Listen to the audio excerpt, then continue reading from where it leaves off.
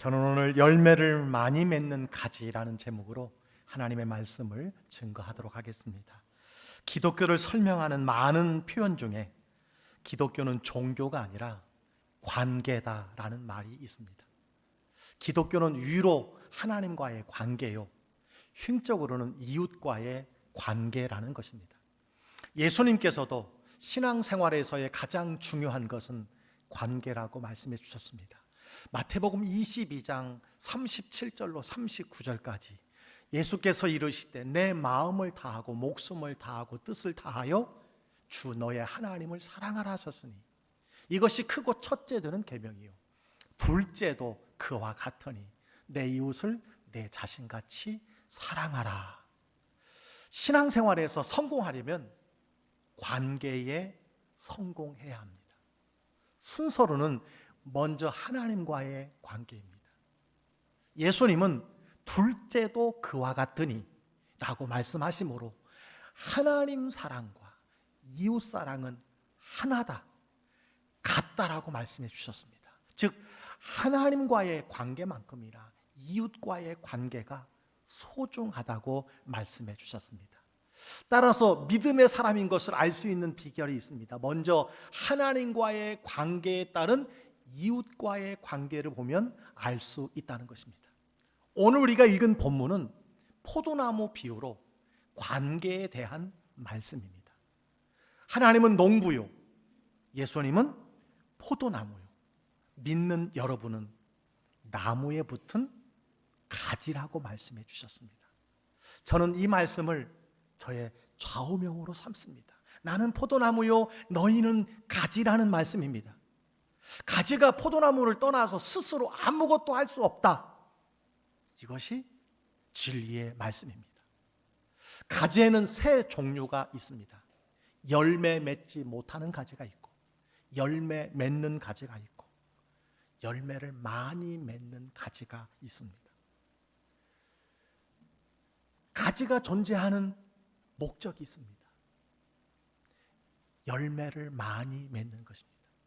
그래서 오늘 8절에도 그렇게 말씀해 주고 있습니다. 너희가 열매를 많이 맺으면 내 아버지께서 영광을 받으실 것이요 너희는 내 제자가 되리라 말씀해 주셨습니다.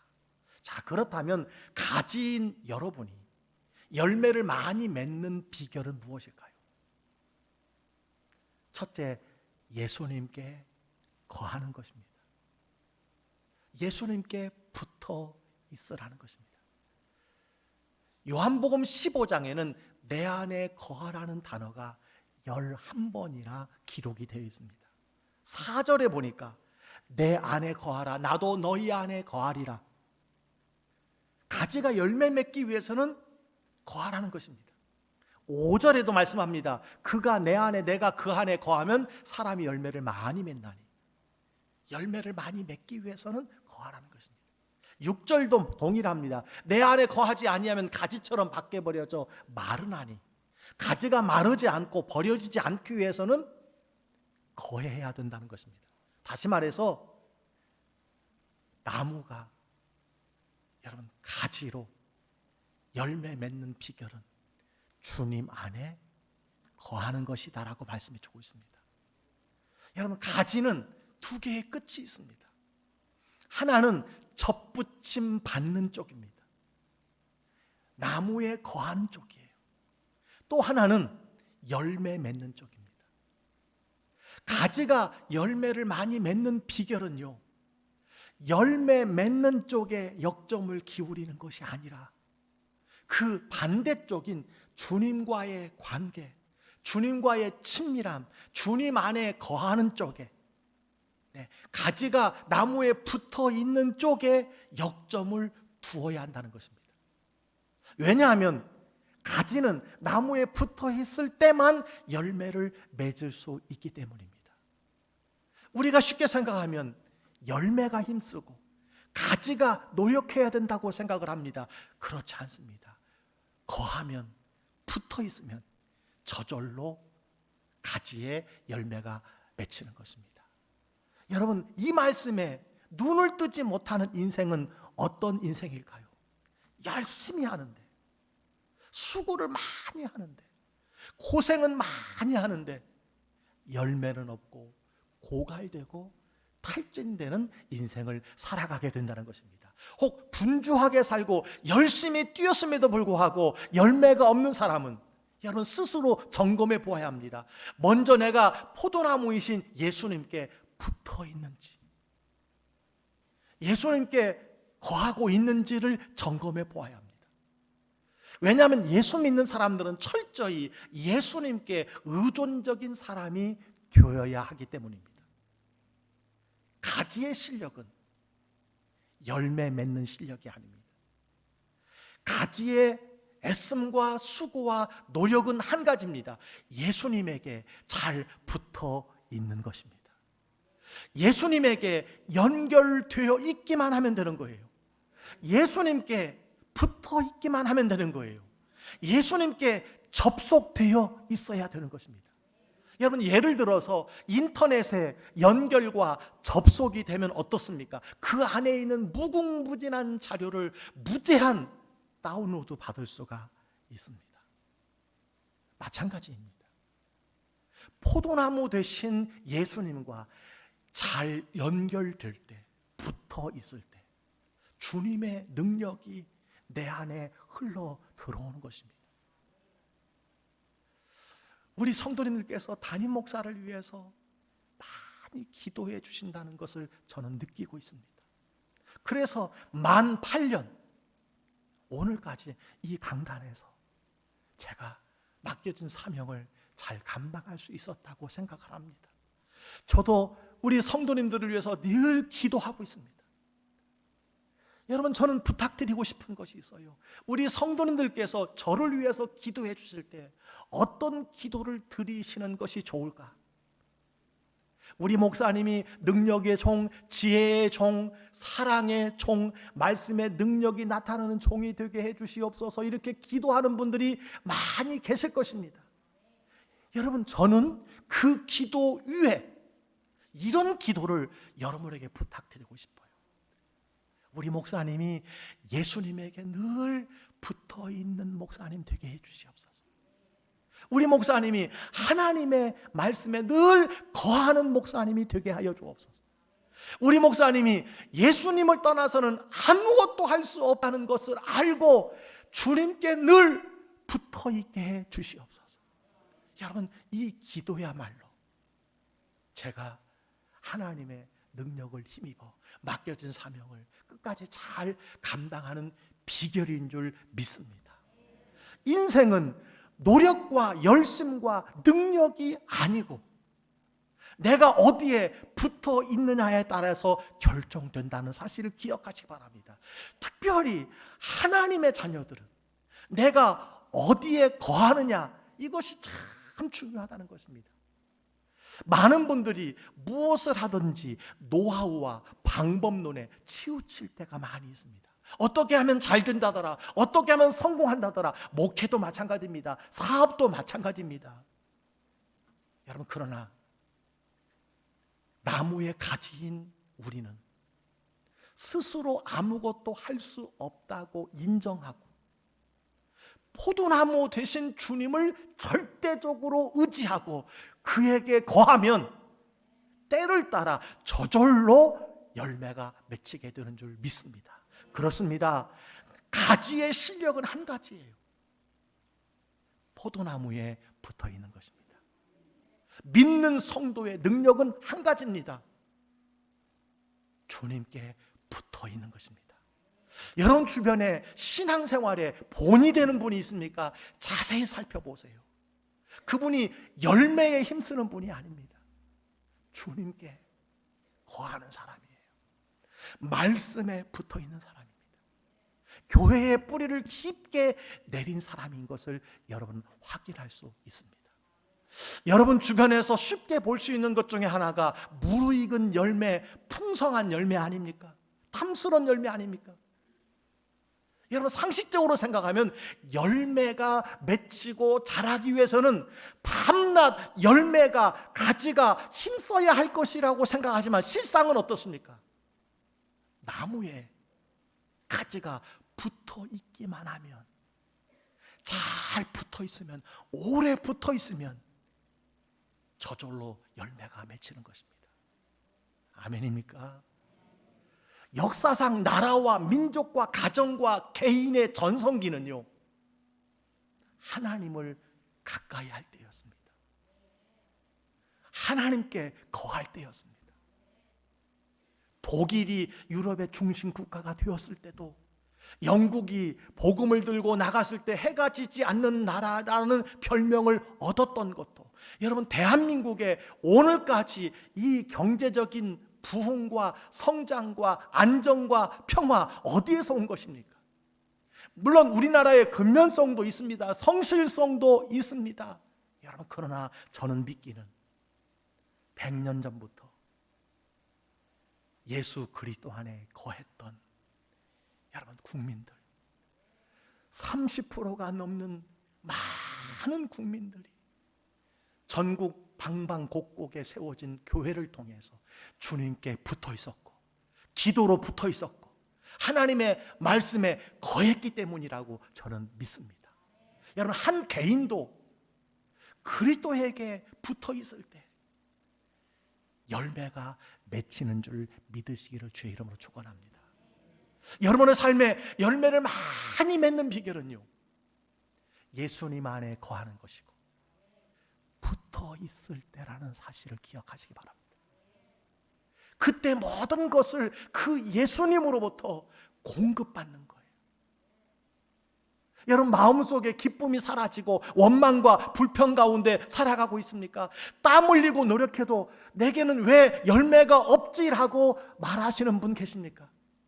무엇보다도 내가 주님 안에 거하고 있는지, 내가 주님께 붙어 있는지를 확인해 보시기를 바랍니다. 많은 분들이 코로나19로 지난 2년 가까이 주님과 멀어진 분들이 얼마나 많은지 모릅니다. 주님께 거하지 못하는 분들이 얼마나 많은지 모릅니다. 이제 주일에 예배를 드리지 않는 것이 습관화되신 분들이 20%, 30%에 이르고 있는 것을 보게 됩니다. 여러분, 무엇을 회복해야 합니까? 무엇보다도 주님께 거하는 것을 회복해야 합니다. 예배를 회복해야 합니다. 기도를 회복해야 될 줄 믿습니다. 혹 내 능력과 내 경험만 가지고 발버둥 치던 모습이 있다면 먼저 예수님께 붙어 있는 사람이 되시기를 주의 이름으로 축원합니다. 자, 그렇다면 포도나무에 붙어 있는 것은 구체적으로 무엇일까요? 예수님께 거하는 것은 구체적으로 무엇일까요? 오늘 본문에는 한 가지를 말씀해 주고 있습니다. 그것은 기도하는 것입니다. 기도가 하나님과 우리, 나무와 가지가 여러분 연결되어지는 통로라는 것입니다. 그래서 오늘 7절에 이렇게 말씀해 주고 있습니다. 너희가 내 안에 거하고 내 말이 너희 안에 거하면 무엇이든지 원하는 대로 구하라, 그리하면 이루리라 말씀해 주셨습니다. 우리가 기도할 때 주시는 감동과 생각과 믿음이 있습니다. 기도할 때 주께서 깨닫게 하시는 말씀, 그때 주시는 지혜가 우리의 삶의 방향이고 가야 할 길이고 오늘 여러분이 힘써야 할 부분이라고 할 수 있다는 것이에요. 따라서 여러분, 기도는 성도의 호흡입니다. 주님께 거하는 방법이라는 사실을 기억하시기를 주의 이름으로 축원합니다. 많은 분들이 초대교회, 사도행전 교회로 돌아가게 해달라고 기도합니다. 여러분, 초대교회의 특징이 무엇입니까? 주님 안에 거하는 것입니다. 주님 안에 거하는 것, 즉 기도에 역점을 두었다는 거예요.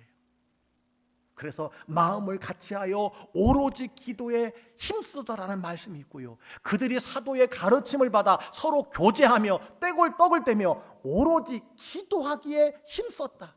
모든 장마다 절마다 기도로 채워졌던 초대교회를 보게 됩니다. 그것이 주님 안에 거하는 것이었습니다. 주님 안에 거할 때 포도나무로부터 모든 것이 가지에게로 흘러 돌아와서 열매를 맺을 수 있다는 것입니다. 여러분, 예수님께 거하시기 바랍니다. 예수님께 더 가까이 오시기 바랍니다. 예수님께 붙어 계시기를 바랍니다. 무엇보다도 기도에 더욱 힘쓰는 여러분 되시기를 주의 이름으로 축원합니다. 자, 열매를 많이 맺는 가지가 되기 위해서는요, 두 번째, 깨끗하게 하심을 받아들여야 합니다. 깨끗하게 하심은 가지치기를 이야기합니다. 오늘 2절에 예수님은 이렇게 말씀하셨습니다. 무릇 열매를 맺는 가지는 더 열매를 맺게 하려 하여 그것을 깨끗하게 하시느니라. 여러분 보세요. 깨끗하게 하시는 이유가 무엇입니까? 더 많은 열매를 맺게 하기 위함이에요. 그런데 어떤 가지를 깨끗하게 하실까요? 열매를 맺고 있는 가지예요. 열매를 맺고 있는 가지를 열매를 더 많이 맺게 하기 위해서 깨끗해 하신다는 거예요. 가지치기를 하신다는 거예요. 여기서 깨끗게 하신다는 말은 가지치기입니다. 여러분, 가지치기는요, 나무를 보기 좋게 잘라주는 것이 아니에요. 열매 맺지 못하는 가지를 잘라주는 것이라고 생각하지만 실상은 열매를 맺고 있는 가지를 깨끗게 하는 것입니다. 가지치기의 특징이 있어요.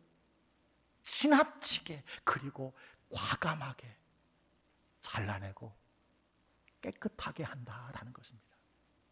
무슨 말씀입니까? 우리 삶에 하나님의 깨끗하게 하심, 우리 삶에 하나님의 가지치기는요, 때로 여러분이 성공적인 것 같이 보이는 가지도 깨끗게 하신다는 거예요. 그래서 가끔 열매를 맺는 가지를 열매를 더 많이 맺게 지속적으로 열매를 맺도록 하기 위해서 깨끗게 하시고 가지치기를 하실 때가 있다는 거예요. 하나님은 여러분이 열매를 많이 맺도록 깨끗하게 하시고, 중요한 것은 최고를 위하여 종종 좋은 것도 잘라내신다는 사실을 여러분 기억하시기를 바랍니다. 열매를 많이 맺게 하기 위해서, 그래도 내게 좋았던 것, 그래도 내게 유익했던 것, 그것을 깨끗게 하실 때가 있다라는 거예요. 여러분 기억하시기 바랍니다. 여러분이 열매를 많이 맺어 하나님께 영광을 돌리기 위함이에요. 그래서 가지치기가 필요하다고 하는 사실입니다.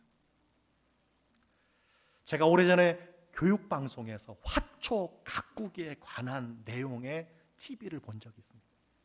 강사는 집안의 화초가 잘 자라도록 도와주겠다고 시청자들에게 제안을 하더니 자기 앞에 있는 화초의 잎을 어루만져 주더니, 화초야 사랑해, 너를 위해 이런 거야, 그리고 싹둑 자르는 것이. 또 가지를 만지더니 자라주어서 고맙다, 내 마음이 더 아프다, 나중에 감사하게 될 거야, 싹둑 자르는 거예요. 여러분, 화초가 어떤 생각을 했을까요? 당신은 정말 인정사정 없는 분이군요. 당신은 나를 사랑하지 않는군요. 하나님이 여러분의 소중한, 그래도 가끔 열매를 맺는 가지를 깨끗하게 하실 때, 자르실 때의 고백이 여러분 이것 아닙니까? 하나님 저를 사랑하지 않으십니까? 저를 돌아보지 않으십니까? 하나님의 가지치기가 이해되지 않고 좌절감을 느낄 수가 있다는 것입니다. 여러분, 우리가 종종 실수하는 것이 있습니다. 깨끗게 하시는 것과 징벌을 혼동한다는 거예요. 깨끗게 하시는 것은요, 징벌이 아닙니다. 단지 여러분이 열매를 많이 맺을 수 있는 사람으로 만들어 가시는 거예요. 그래서 여러분을 깨끗하게 하시고 복으로 주셨던 것들을 가지치기 하시고 때때로 깨끗하게 하시는 것이에요. 지난날에 여러분 잃어버린 것이 있습니까? 하나님이 다시 뺏어 가신 것 같은 것들이 있습니까? 손해 보신 것이 있습니까? 걱정하지 마십시오. 우선 하나님은 여러분의 삶에 더 좋은 계획을 가지고 계십니다. 모든 좋은 것은 위로 빛들의 아버지께로부터 내려온다고 말씀해 주셨어요. 여러분의 삶을 깨끗하게 거룩하게 하기 위해서 문제와 환난과 사람들을 효과적으로 사용하시고 깨끗하게 하신다는 사실을 믿으시기를 주의 이름으로 축원합니다. 가지치기가 없다면 열매를 맺는 가지를 기대할 수가 없습니다. 하나님이 여러분을 가지치게 하는 이유는 가치 있는 것에 집중하라는 것입니다. 가치 있는 것에 집중하라는 거예요. 그래서 가지를 치는 것입니다. 또 하나는 내 삶의 가지를 잘라내는 가위가 실수가 없으시고 친절하시고 여러분을 사랑하시는 아버지의 손에 있다는 사실이에요. 전지 가위가 누구 손에 있어요?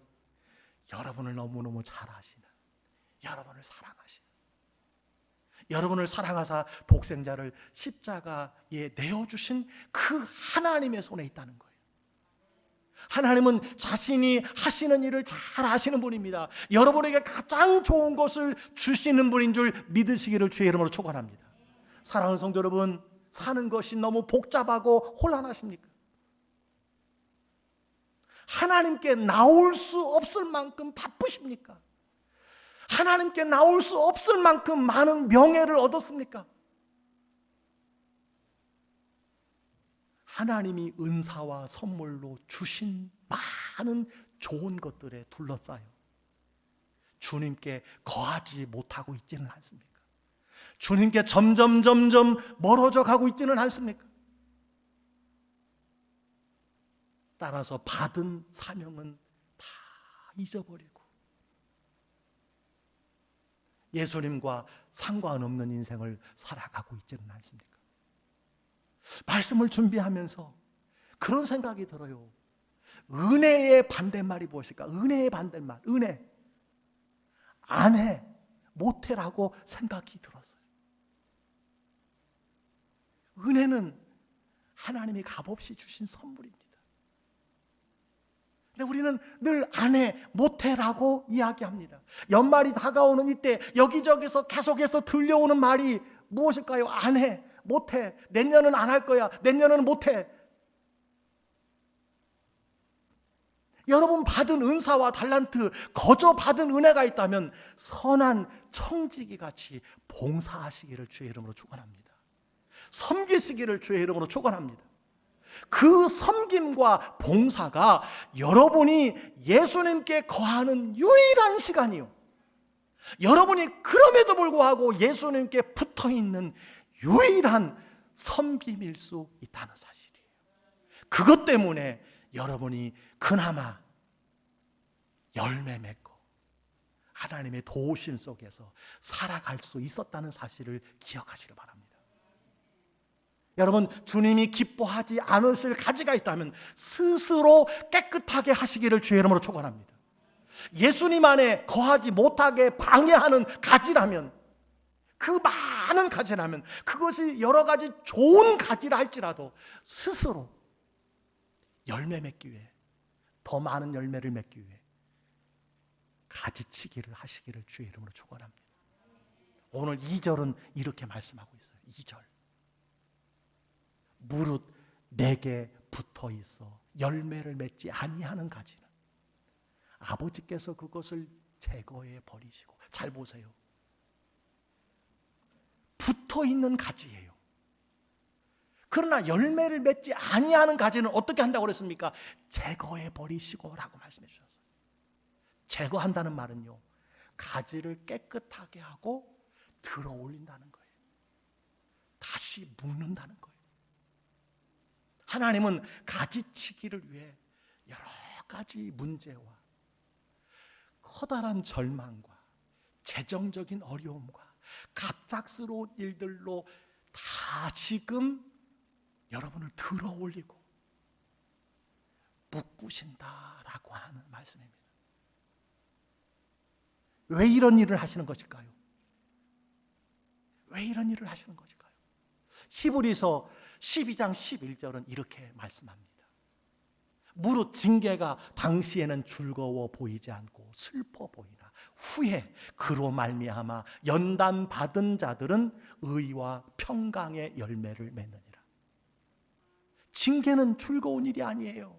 아름다운 일이 아니에요. 가지치기가 좋은 것이 아닙니다. 아름답지 않습니다. 멋지지 않습니다. 슬프고 괴로운 것입니다. 그러나 결과를 보아야 한다는 거예요. 후에, 가지치기 후에 의의 평강한 열매를 맺나니 마침내 평화의 열매를 맺어 올바르게 행복하게 살아갈 수 있다라고 하는 말씀입니다. 여러분, 가지치기한 나무와 식물을 보신 적이 있습니까? 보기에 어떻습니까?